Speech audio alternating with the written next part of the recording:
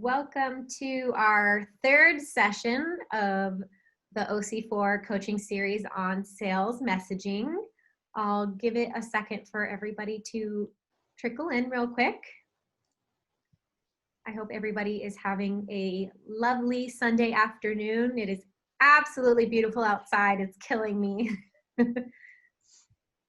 Is it Sunday afternoon? That'd be shocking to me. Did I say Sunday? Oh, You did. if that wasn't the most quarantine statement I've ever said. Thursday. Sincerely. I think you meant sunny afternoon. Sunday afternoon. Yes, that is what I meant. Thank you for pointing that out, Max, that it is Thursday. So, all right. So it looks like we've got everybody, pretty much everybody coming in. So we'll go ahead and, Kelsey, you want to go ahead and throw up the presentation? I am going to. I'm first going to make sure I put our homework in the chat pane for everyone. Yes. So for those of you who did not attend last week, we did have some homework to prepare for this session, but you can also take a look at it at any time and fill it out.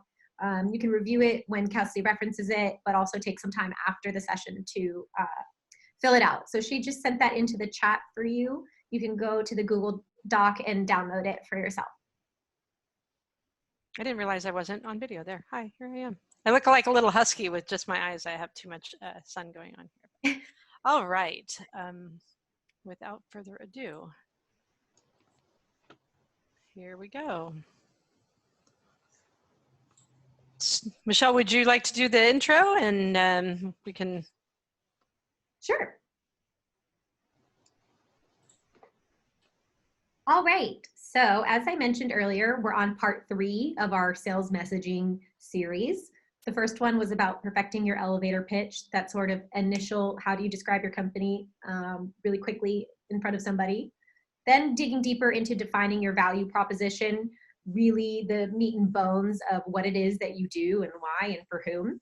And then this session, we're going to be talking about building out your sales messaging strategy. So this is really when you're ready to start sharing your business with people and putting advertising out there and starting to really pound the pavement and get started. At least you want to make sure that you have cohesion with your messaging. So that's what Kelsey is going to talk with us about today. Alrighty, well, with that, first we're going to just introduce our panelists, and we are fortunate enough to have most of the same panelists today. I'm not entirely sure Jason will be able to join us today. He seemed he had some personal items to deal with, and I'm sorry he won't be able to join us, but maybe he will turn up. But we want to talk about why you need a messaging strategy and how your sales and marketing messages work together. The spreadsheet that Michelle just referenced that we sent out is just one of many ways to collect that information to be able to use it. We're going to talk a little bit about your features and what features are and are not. You'll be surprised how many things are features. And then our exercise for today is for you to try it. So this whole project is actually really a project, and it's something that will take you a fair amount of time. But there's at least one exercise we can do together where you'll kind of get the idea of trying the magic of connecting what people need with what you have. And then we'll have plenty of time to let people try it and do some feedback. So without further ado, I'm Kelsey Galarza. I work with lots of startups on their sales and marketing execution, and a lot of that includes messaging. Jason, you're not here, are you? Or are you? I don't think so. And Rudy is here again. Yeah, hi. I've had a couple of careers, all entrepreneurial. I had a film production company, and I've done all different kinds of media, all different types. And about 10 years ago, I started a company called Just Food for Dogs, and that's going well. I don't have to work there anymore, so I'm kind of going back to my media roots. But so I've had a variety of things in my life, and happy to help. Well, thank you. And Carrie, I don't think I heard Carrie join either, but maybe he will be here and maybe he won't. He might pop on later because sometimes his meetings run late, so we'll see. Fair enough. It'd be we'd have all these surprise guests. Okay, so what is this thing that we're calling a messaging something, right? Many people might call it a messaging architecture or a framework or a messaging master. This one here, you can see it's from some advanced marketing concepts. They call it a customer messaging architecture. So there's many names for this thing, but whatever you call it, it is a document or a set of documents that allow you to reference who you are, what you do, for whom, how you do it consistently across many different mediums. This image here, even though it's a little bit old, is really a nice illustration of the fact that these things all work together. One of the things you'll notice is that they show here 3 sections: website architecture, messaging architecture, and sales ready messaging. These things are all related. You definitely want your website message, your marketing messages, and your sales messages to be connected. There's a reason for that. The primary reason for why you want those things to happen together cohesively is to prevent cognitive dissonance. If you say different things to different people all the time, they will have a hard time figuring out who you really are. So it's very possible, and you'll see some examples, especially the bigger you get, for your message to get somewhat splintered. And so then it's hard for people to understand the heart of who you are because they see different things all over the place. The other thing that it helps you do is reinforce your key message so they hear it over and over again. And it makes it easy for you.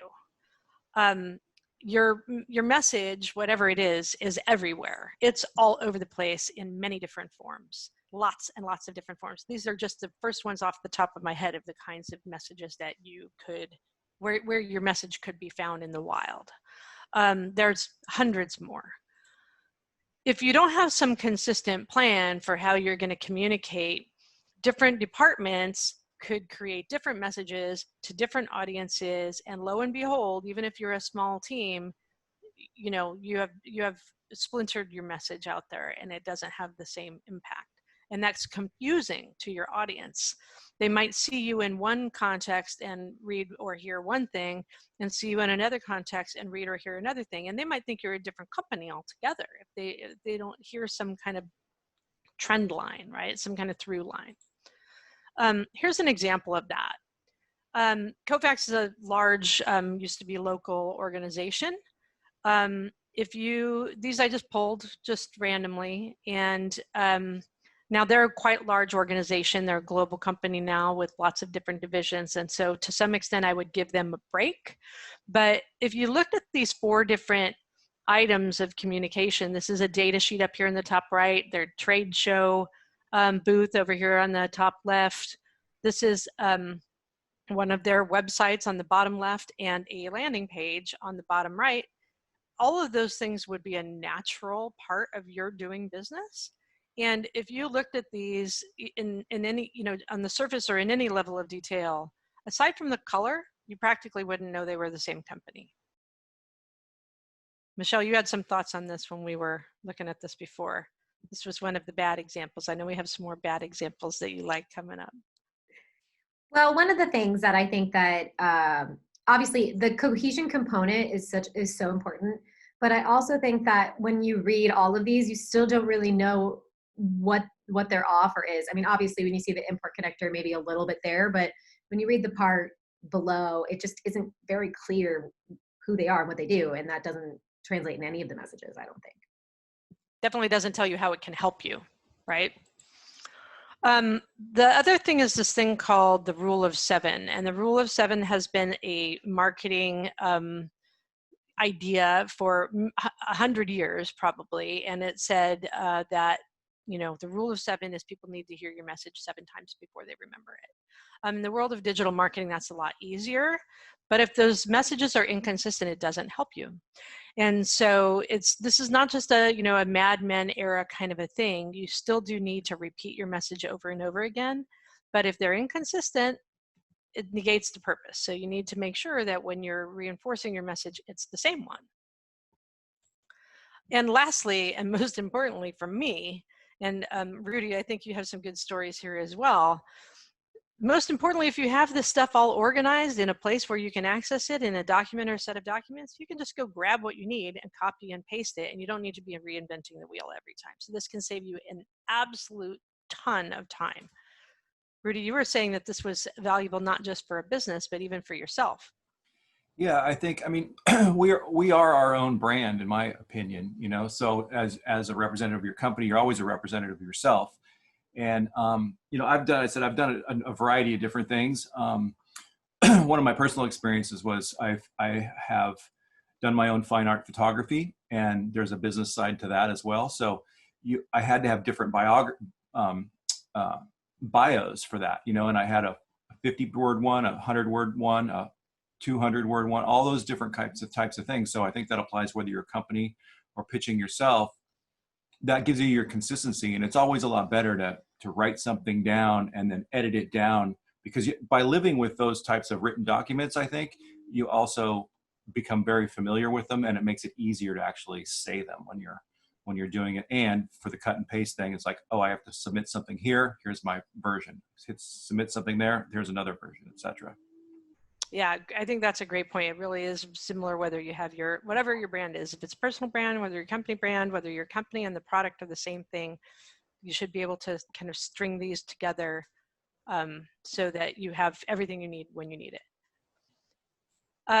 I sent out this link via the chat window for the workbook if you didn't receive it as homework last week, but it is a rather rich sort of a document. And so it's got a lot to it, and we won't have time to review this in any deep level of detail today. So I just wanted to point out a couple things. The inputs is the tab on the left, the number 1. And this is kind of an outside-in approach to the extent possible. So you're going to want to try to complete these with as much information from your customers, prospective customers, or other folks that might be interested in your product, however you need to do that. So we'll talk a little bit about that in a second. Then the features is meant to be literally a data dump of everything you have, and we'll talk about that in more detail too. Then our exercise is going to be this idea of the marketecture, sticking the problems and needs of your customers together with how you uniquely solve them. And then what Rudy was just referring to, having all of the things in one place, you can have, and you may end up having many, many more items than this, but you would have a number of different outputs that you would then be able to copy and paste wherever you need to go. So you can take a look at that, you know, now or at your leisure. The inputs tab is, like I said, going to require some intro and extrospection, if that's a word. You need to reach out and talk to people and understand what they think about you and what their true needs are. It's not enough to think those things, you need to know them. And if you don't feel like you've talked to enough people, you probably haven't.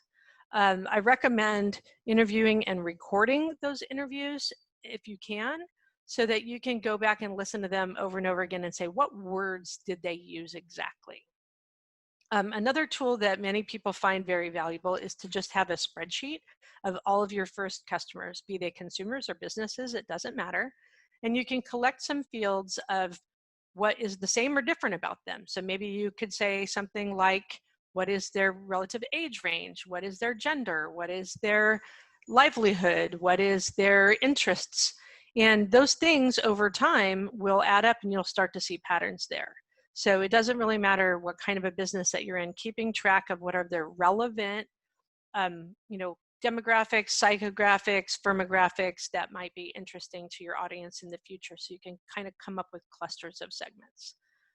If you are too busy to talk to them, you can have someone else talk to them, and you can listen to those recordings later.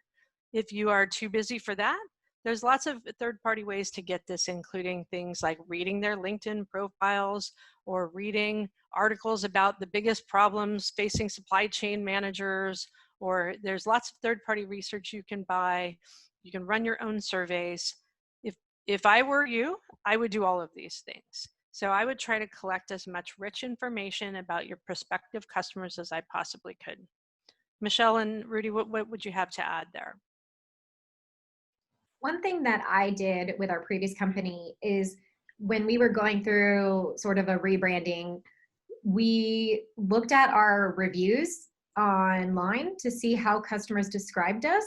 and started inputting those words into our messaging. Because if that's how our customers see us, then that's how we want other customers to see us as well, rather than trying to describe us in our own terms. So that was one of the ways in which we also used our customer data to build our brand. Great example. You know, one thing I think is like we all spend a lot of time thinking about everything from our perspective, looking outward, but this is a great and important thing to try and put yourself in somebody else's shoes and look at things from a different perspective. You know, look at it from the outside in and try to understand how the world looks at you rather than just how you look out at the world. Yeah, I agree. So one of the things that was on these inputs was the pains of your customers. And one of the things we talked about last week during your value proposition was, what is the core problem that you solve for your customers? There's more than one. And if you think about somebody's job, or if you think about what the jobs to be done, if you're familiar with that construct for a consumer, there's a lot of issues that are facing people. Some of them are immediate and some of them are bigger. So you want to be able to connect how you solve their problems to both their immediate term issues and their larger. So Michelle and I were kind of doing a little pre-work today, and one of the items we were talking about is, yeah, somebody may have lost their job. So immediately their problem is they're unemployed. But from a bigger standpoint, they could be worried about things like being able to feed their family or being able to stay in their house. So if you can connect to both, yes, you need a job, but yes, you're in this more extreme situation, like you have an emotional connection to them, versus just trying to say, oh, you're out of a job, here's some job hunting. Like you need to understand more about how that affects them at their heart, right? This is how you will generate more effective sales messaging. But how you solve their problem, when we talked about the value prop last week, we just said what it was, or what you did, right? What your thing was, how you solved it, and how it was different than the alternatives. There is a lot more to your product or service than that as well. And the features list, you might not use all of the things you come up with, but what I really recommend, and I recommend you do this in a group with your team or with others, is what all do you have? And what you have may be much, much, much, much longer of a list than you think of when you think of your product or service.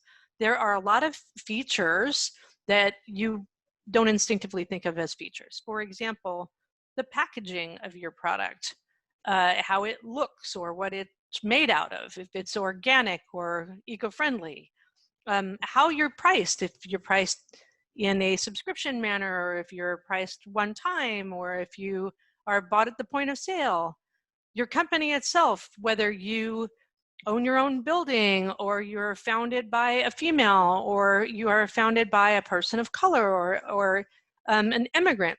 Those are features. And those are things that you may find are valuable to your audience. So you want to make a list of all of these things as a giant inventory. I put you guys on the spot. Can either of you think of an example of things that might be features that people might not think of?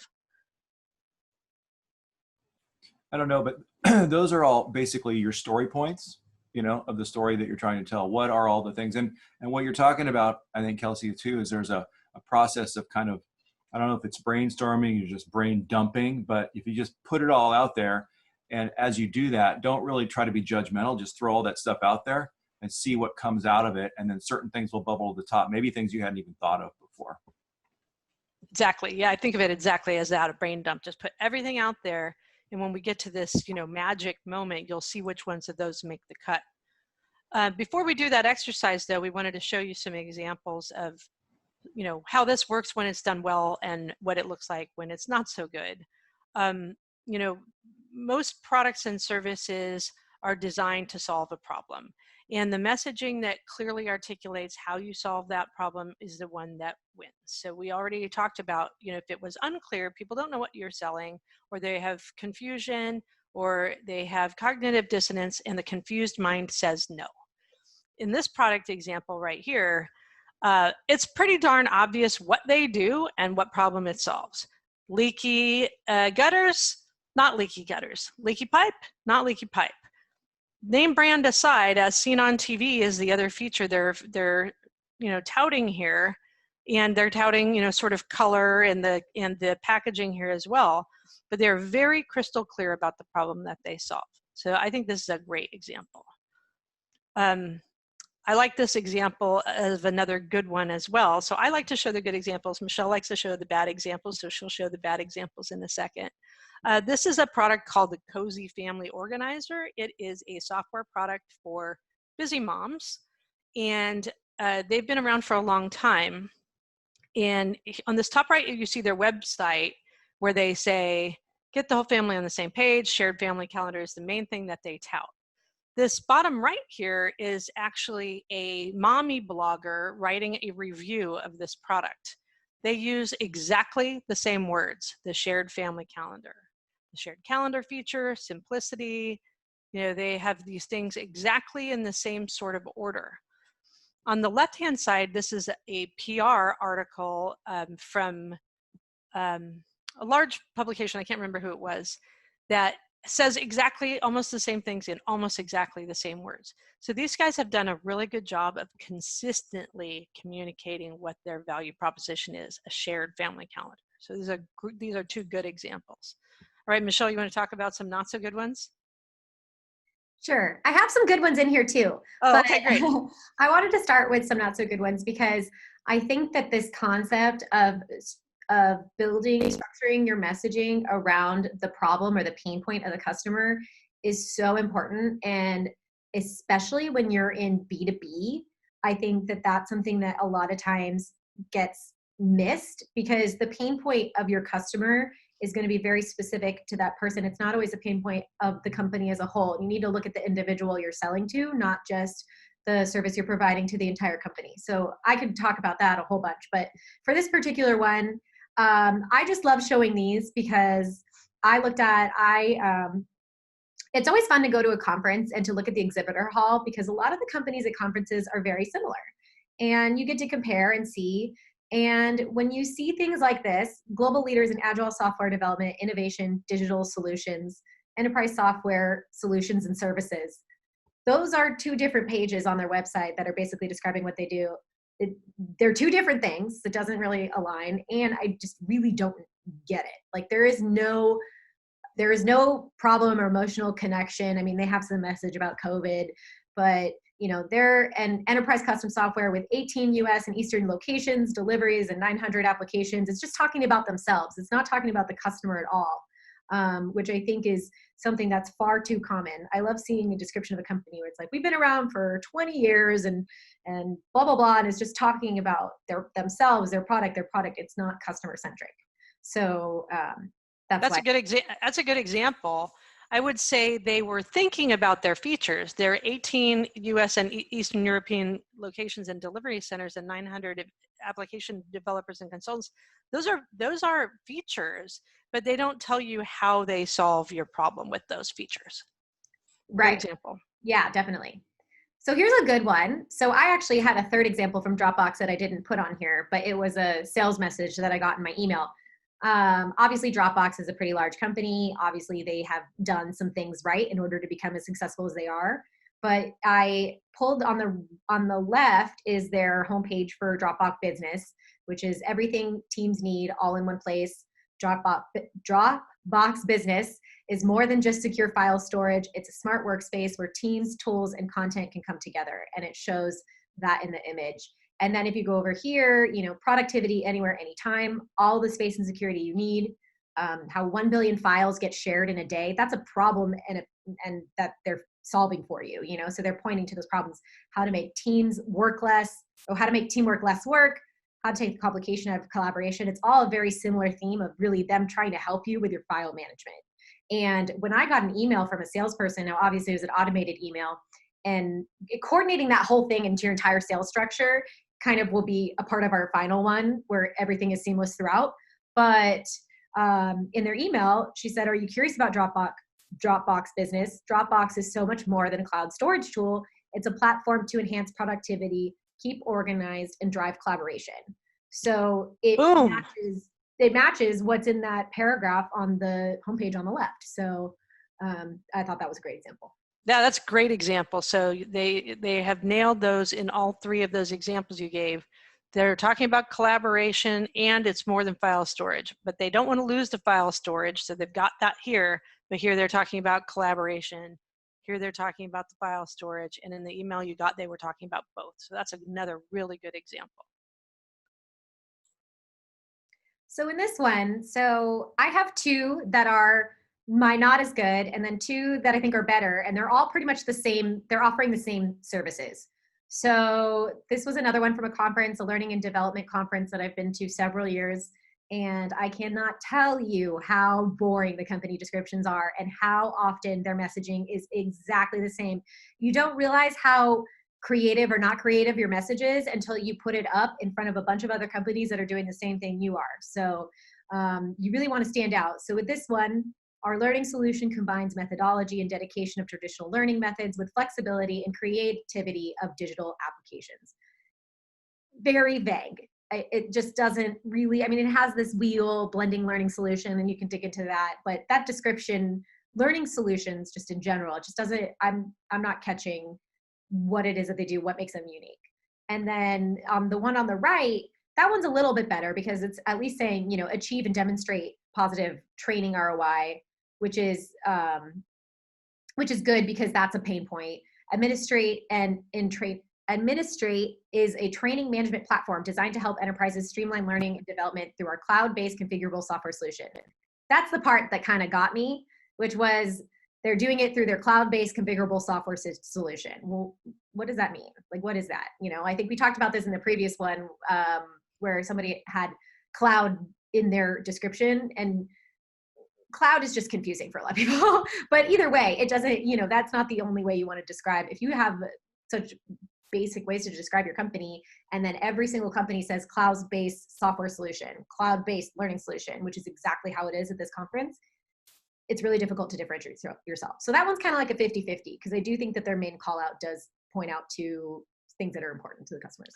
What I'll add about what you just said there, that you feel like there is a pain point there. I'd say that the pain point is hidden. You know the pain point because you're part of the audience, but it might have been even stronger to say, prove to your boss that what you are doing is working.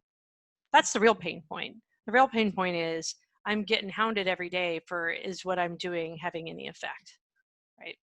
Absolutely. That's such a good point. Like prove that what you're doing is working. That would be great. I mean, that's here, but it's, you know, gobbledygook speak. So these two are, again, very similar spaces, but they're stop checking boxes, start changing behavior.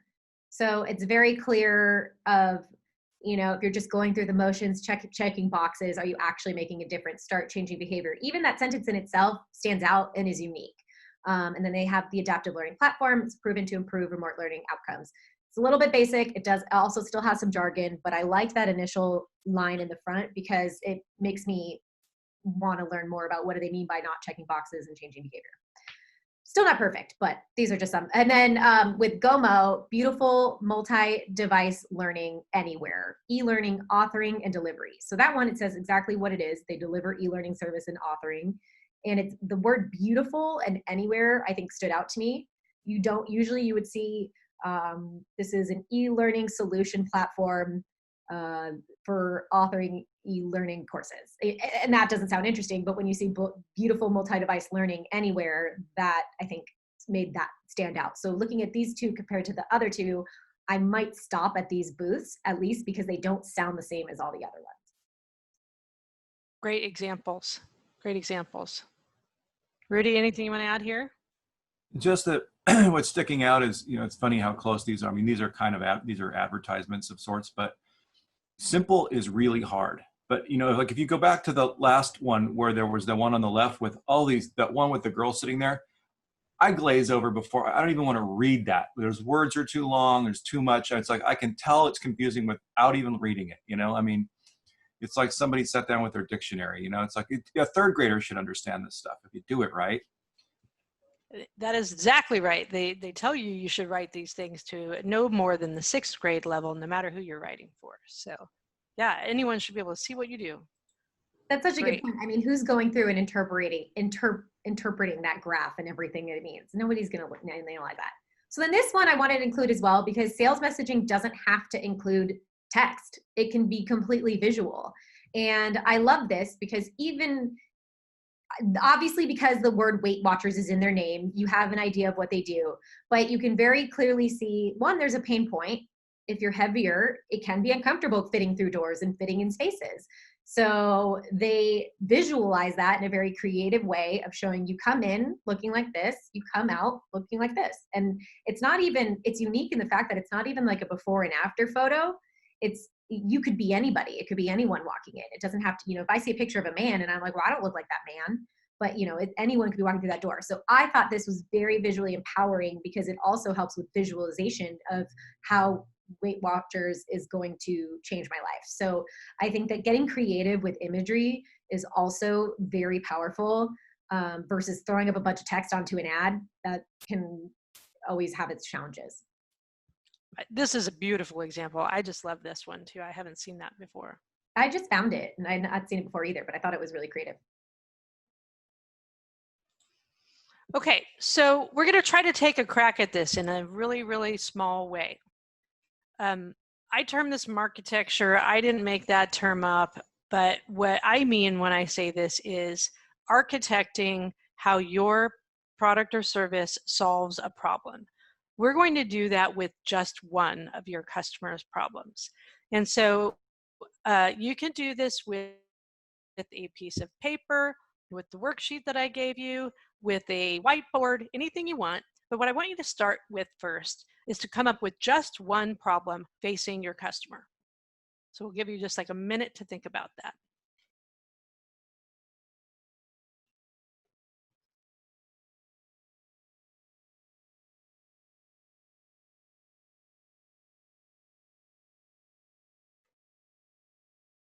Okay, hopefully you have something in mind that is a problem that you can solve. The next thing I want you to do is write down all of the features that you can think of that might help solve that problem. And again, free your mind from feature being something on the page or in the box, but a feature could be anything. It could be your service, it could be, your service levels, your availability, your own background, whatever it may be. So we'll give you a couple minutes on that.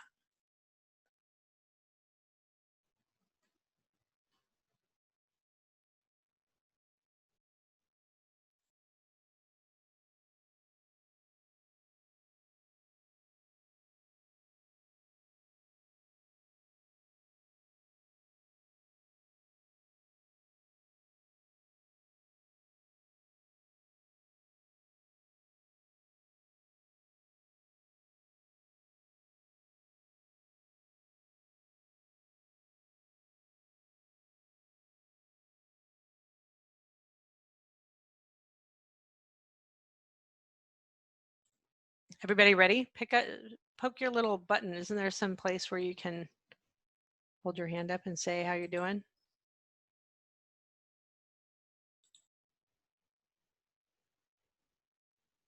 More time? You good?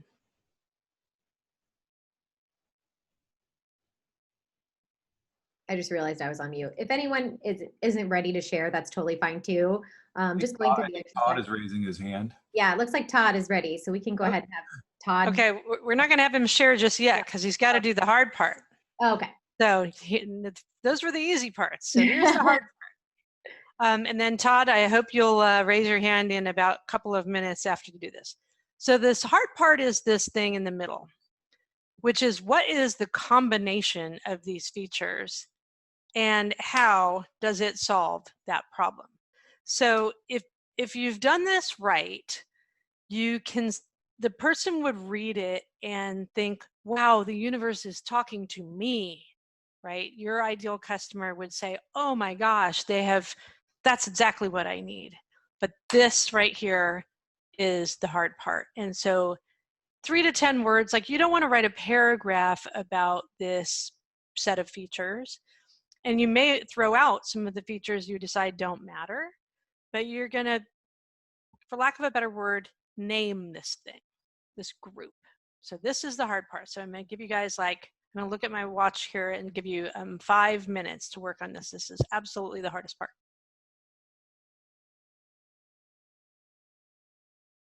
You can see that this exercise is not simple.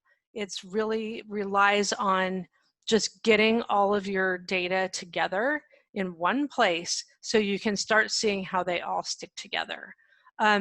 There are many frameworks that you can find. For our follow-up, I'll see if I can find some links to some more of the different ones so that you can have a variety of different framework ideas to look at.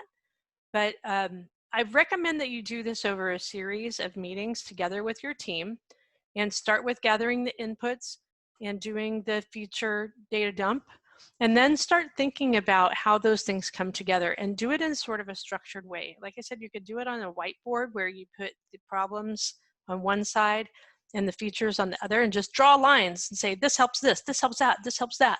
Sometimes that's a lot easier. I know it's harder to do in the world of social distancing, but I think that that's really an effective way you can do this.